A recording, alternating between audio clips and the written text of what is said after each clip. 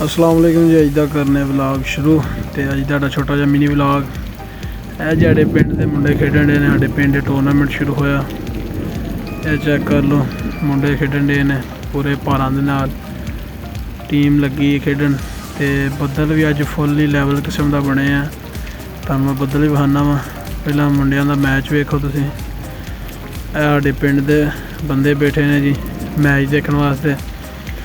अज थोड़ी जी आवाम घट है क्योंकि अज का मैच जोड़ा ना काफ़ी दिनों बाद होन दिया, बारिश की वजह तो डिले होया ही।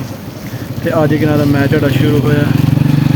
ऐ जी चेक कर लवो ग्राउंड दे विच दूजी आवाम भी फील्डिंग खलोती है। बाकी उस तो बाद जी ऐ चेक करो तुसीं, लगे ने मुंडे खेडन।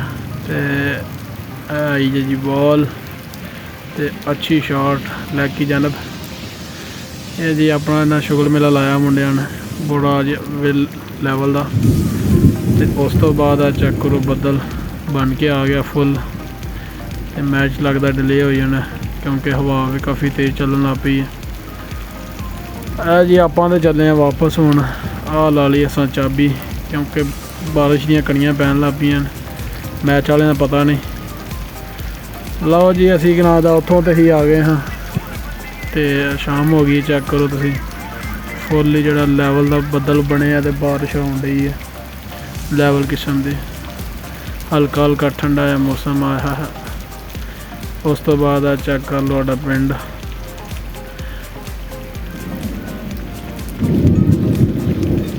जी बदल गज रहा है। चेक करो मोटरवे साडे पिंड तो फुल ही नज़दीक है। वो मोटरवे ते पुलिस वाले ने गड्डी खड़ी है।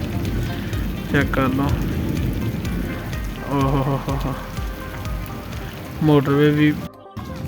उस तो बाद तुहानूं मैं चेक कराना है, तुसीं चेक करो। है जी बिजली की मैं वीडियो बनाई है, गरजदी दी स्पीड लाई है। मैं चेक करो तुसीं, शायद तुहानूं बिजली नज़र आवे।